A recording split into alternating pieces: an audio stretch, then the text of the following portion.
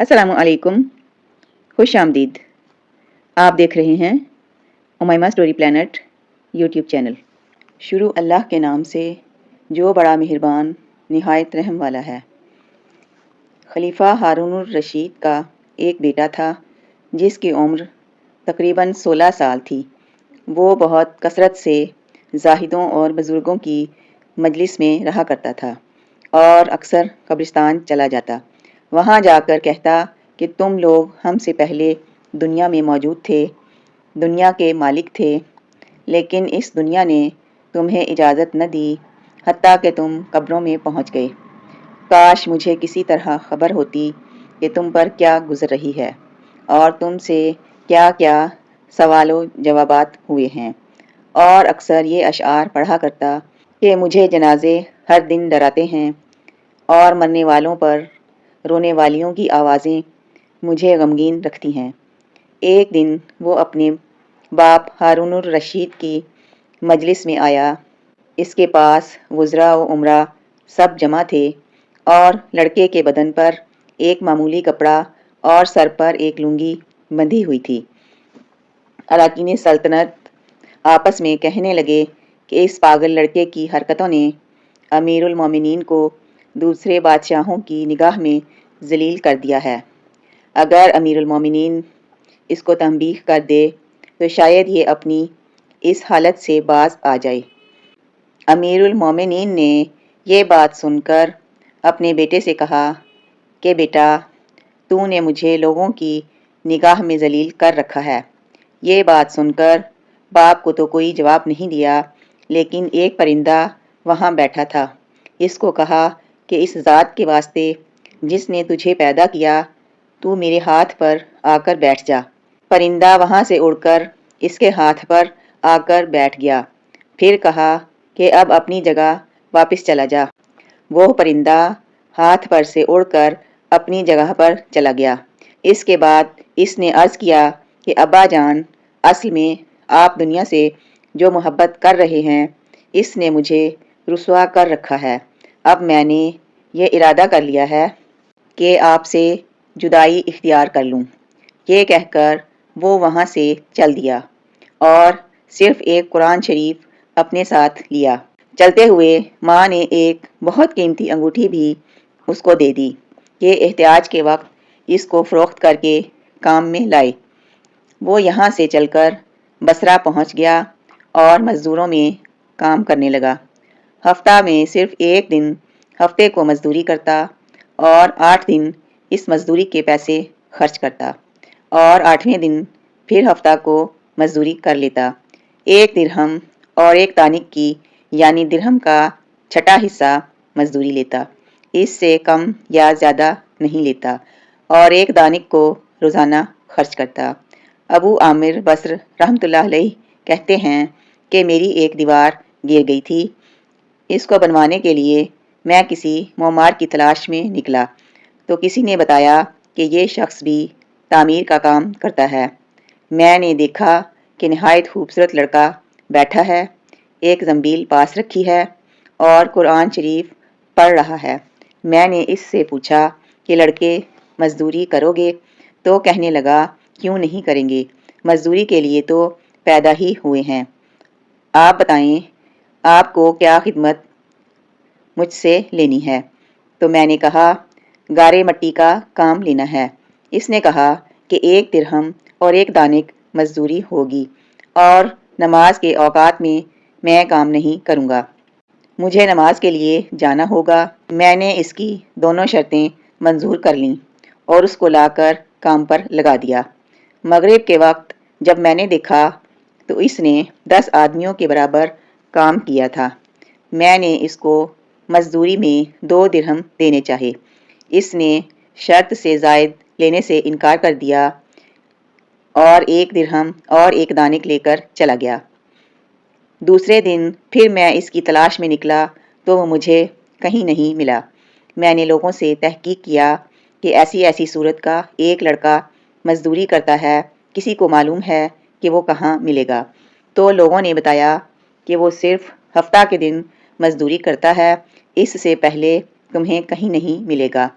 مجھے اس کے کام کو دیکھ کر ایسی رغبت ہوئی کہ میں نے 8 دن تک تعمیر بند کر دی اور ہفتہ کے دن اس کی تلاش میں نکلا۔ وہ اسی طرح بیٹھا قرآن شریف پڑھتا ہوا ملا۔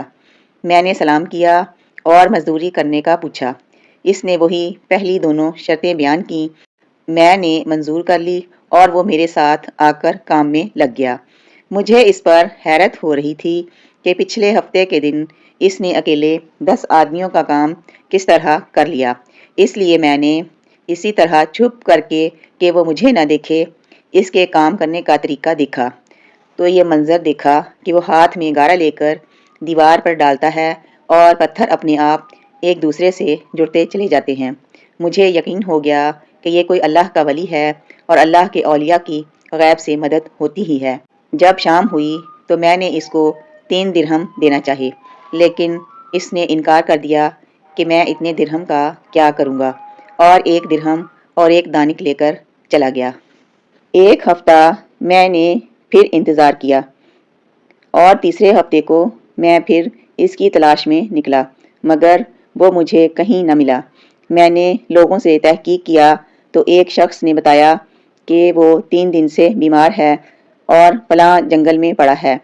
تو میں نے ایک شخص کو اجرت دے کر اس پر راضی کیا کہ وہ مجھے اس جنگل میں پہنچا دے۔ وہ مجھے ساتھ لے کر اس جنگل میں پہنچا تو میں نے دیکھا کہ وہ بے ہوش پڑا ہے، آدھی اینٹ کا ٹکڑا سر کے نیچے رکھا ہوا ہے۔ میں نے اس کو سلام کیا تو اس نے جواب نہ دیا۔ میں نے دوسری دفعہ سلام کیا تو اس نے آنکھ کھولی اور مجھے پہچان لیا۔ میں نے جلدی سے اس کا سر اینٹ پر سے اٹھا کر اپنی گود میں رکھا تو اس نے سر ہٹا لیا اور کہا کہ میرے دوست، دنیا کی نعمتوں سے دھوکہ میں نہ پڑ۔ عمر ختم ہوتی جا رہی ہے اور نعمتیں بھی سب ختم ہو جائیں گی۔ جب تو کوئی جنازہ لے کر قبرستان میں جائے تو یہ سوچتا رہا کر کہ تیرا بھی ایک دن اسی طرح جنازہ اٹھایا جائے گا۔ اس کے بعد اس نے مجھ سے کہا کہ ابو عامر، جب میری روح نکل جائے تو مجھے نہلا کر میرے انہی کپڑوں میں مجھے کفن دے دینا۔ میں نے کہا، میرے محبوب، اس میں کیا حرج ہے کہ میں تیرے کفن کے لیے نئے کپڑے لے آؤں؟ تو اس نے جواب دیا کہ نئے کپڑوں کے لیے زندہ لوگ زیادہ مستحق ہیں۔ یہ جواب حضرت ابوبکر صدیق رضی اللہ تعالیٰ عنہ کا جواب ہے۔ انہوں نے بھی اپنے وصال کے وقت یہی فرمائش کی تھی کہ مجھے میری انہی چادروں میں کفن دے دینا، اور جب ان سے نئے کپڑوں کی اجازت چاہی گئی تو انہوں نے یہی جواب دیا تھا۔ لڑکے نے کہا کہ کفن پرانا ہو یا نیا، بہرحال وہ سیدھا ہو جائے گا۔ آدمی کے ساتھ تو صرف اس کا عمل ہی رہتا ہے، اور یہ میری لنگی اور لوٹا قبر کھودنے والے کو مزدوری میں دے دینا، اور یہ انگوٹھی اور قرآن شریف ہارون الرشید تک پہنچا دینا، اور اس کا خیال رکھنا کہ خود انہی کے ہاتھ میں دینا، اور یہ کہہ کر دینا کہ ایک پردیسی لڑکے کی میرے پاس امانت ہے، اور وہ آپ سے یہ کہہ گیا ہے کہ ایسا نہ ہو کہ اسی غفلت اور دھوکہ کی حالت میں آپ کی موت آ جائے۔ یہ کہہ کر اس کی روح نکل گئی۔ اس وقت مجھے معلوم ہوا کہ یہ لڑکا شہزادہ تھا۔ اس کے انتقال کے بعد اس کی وصیت کے موافق میں نے اس کو دفن کر دیا اور دونوں چیزیں گورکن کو دے دیں، اور قرآن پاک اور انگوٹھی لے کر بغداد پہنچا۔ جب قصر شاہی کے قریب پہنچا تو بادشاہ کی سواری نکل رہی تھی۔ میں ایک اونچی جگہ پر کھڑا ہو گیا۔ اول ایک بہت بڑا لشکر جس میں تقریباً 1000 گھڑ سوار تھے، اسی طرح یکے بعد دیگرے 10 لشکر نکلے۔ 10ویں جتھے میں خود امیر المومنین بھی تھے۔ میں نے زور سے آواز دے کر کہا کہ اے امیر المومنین، آپ کو حضور اقدس کی قرابت داری کا واسطہ ذرا سا توقف کر لیجئے۔ میری آواز پر انہوں نے مجھے دیکھا تو میں نے جلدی سے آگے بڑھ کر کہا کہ میرے پاس ایک پردیسی لڑکے کی امانت ہے، جس نے مجھے یہ وصیت کی تھی کہ یہ دونوں چیزیں آپ تک پہنچا دوں۔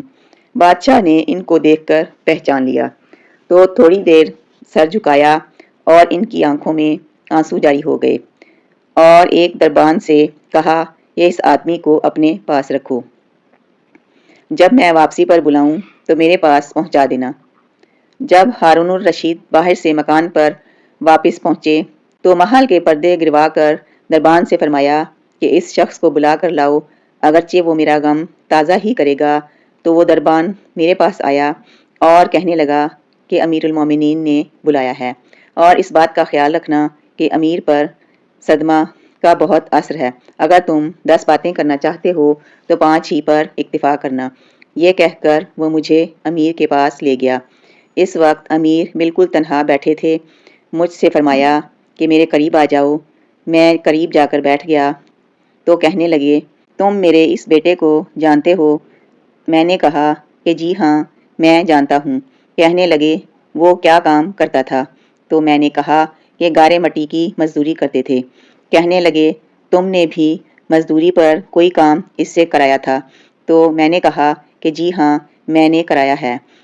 کہنے لگے کہ تم کو اس کا خیال نہ آیا کہ اس کی نبی اکرم صلی اللہ علیہ وآلہ وسلم سے قرابت تھی، کہ حضور صلی اللہ علیہ وآلہ وسلم کے چچا حضرت عباس رضی اللہ تعالیٰ عنہ کی اولاد میں ہیں۔ کہنے لگے کہ تم نے اپنے ہاتھ سے اس کو غسل دیا؟ میں نے کہا جی ہاں۔ تو انہوں نے میرا ہاتھ لے کر اپنے سینے پر رکھ دیا اور چند اشعار پڑھے کہ اے وہ مسافر جس پر میرا دل پگھل رہا ہے اور میری آنکھیں اس پر آنسو بہا رہی ہیں، اے وہ شخص جس کا مکان دور ہے لیکن اس کا غم میرے قریب ہے، بے شک موت ہر اچھے سے اچھے عیش کو منقطع کر دیتی ہے۔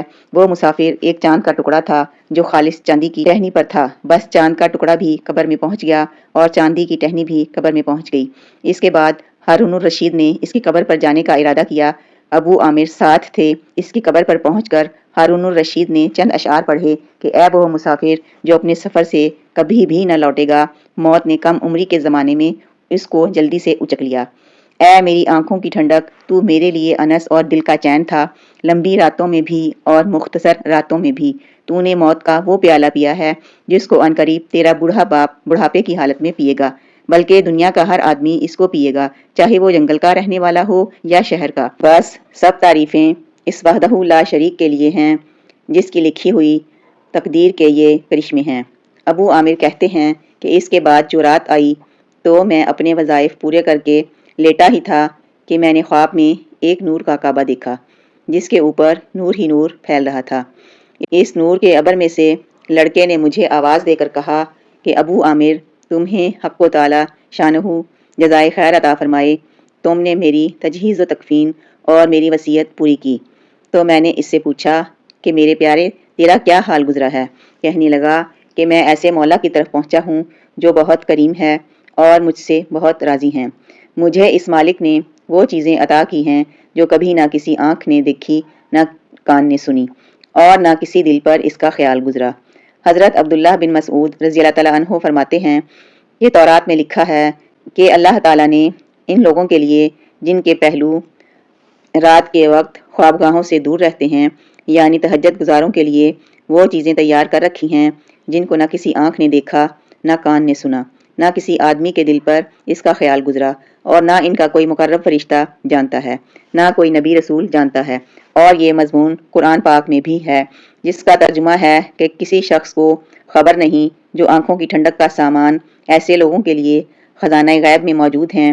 اس کے بعد اس لڑکے نے کہا، حق تعالی شانہ نے قسم کھا کر فرمایا ہے کہ جو بھی دنیا سے اس طرح نکل آئے جیسا کہ میں نکل آیا، اس کے لیے یہی اعزاز و اکرام ہے جو میرے لیے ہوئے۔ اس میں یہ بھی ہے کہ کسی شخص نے ہارون رشید سے اس لڑکے کے متعلق سوال کیا تو انہوں نے بتایا کہ یہ میرے بادشاہ ہونے سے پہلے پیدا ہوا تھا، بہت اچھی تربیت پائی تھی، قرآن پاک بھی پڑھا تھا اور علوم بھی پڑھے تھے۔ جب میں بادشاہ بن گیا تو یہ مجھے چھوڑ کر چلا گیا تھا، میری دنیا سے اس نے کوئی راحت نہ اٹھائی۔ چلتے وقت میں نے ہی اس کی ماں سے کہا تھا کہ اس کو یہ انگوٹھی دے دے۔ اس انگوٹھی کا یاقوت بہت زیادہ قیمتی تھا، مگر اس کو بھی وہ کام میں نہ لایا، مرتے وقت واپس کر گیا، اور یہ لڑکا اپنی والدہ کا بڑا فرمانبردار تھا۔ ویسے تو یہ تمام واقعہ ہی سبق آموز اور عبرت کا مرقع ہے، مگر اس واقعے سے چند سبق آموز باتیں نکلتی ہیں۔ پہلی بات یہ ہے کہ شہزادے کو اللہ تعالیٰ نے بڑے انعامات سے نوازا تھا۔ یہ انعام خداوندی ہی تھا کہ انہوں نے شاہی محل پر بیٹھے ہوئے جانور سے کہا کہ اللہ کے حکم سے میرے ہاتھ پر آ کر بیٹھ جا، تو وہ آ کر بیٹھ گیا۔ اس سے معلوم ہوا کہ یہ اللہ کے خاص بندوں میں سے تھے، اور انہوں نے اپنی نفسانی خواہشات کو خیر بات کہہ رکھا تھا، جس کی وجہ سے پرندے بھی ان کے تابع حکم ہو جاتے تھے۔ چنانچہ اس کی زندہ مثال ان کا یہ واقعہ ہے کہ جب یہ کمبل کا کرتا اور لنگی سر پر باندھے ہوئے دربار شاہی میں داخل ہوئے تو تمام حاضرین نے نظر حقارت سے دیکھا۔ باپ نے نصیحت کی اور کہا، تو نے ایسے ایسے لباس پہن کر میری رسوائی اور جگ ہنسائی کرا رکھی ہے۔ میرے پاس اعلیٰ سے اعلیٰ کپڑے ہیں، وہ تیرے لیے نہیں تو کس کے لیے ہیں؟ شہزادے نے باپ کو ایسا حیران کن جواب دیا کہ لوگ منہ تکتے رہ گئے کہ مجھ سے دنیا دار نفرت کرتے ہیں، لیکن آپ کی طرف تو جانور بھی توجہ نہیں کرتے۔ سچ ہے کہ حضور صلی اللہ علیہ وآلہ وسلم کا فرمان ہے کہ جو اللہ کا ہو جاتا ہے اللہ تعالیٰ اس کا ہو جاتا ہے۔ اس لیے سمجھدار انسان وہ ہیں جو دنیا کی چند روزہ زندگی میں پھنس کر آخرت کو نہ بھلائے۔ اس واقعے میں ہمارے لیے بڑا سبق یہ ہے کہ انسان کو اللہ تعالیٰ سے تعلق رکھنا چاہیے اور یہ خیال نہیں کرنا چاہیے کہ دنیا والے اچھا کہتے ہیں یا برا۔ تو ملتے ہیں انشاءاللہ اگلی ویڈیو میں نئی کہانی کے ساتھ۔ اللہ حافظ۔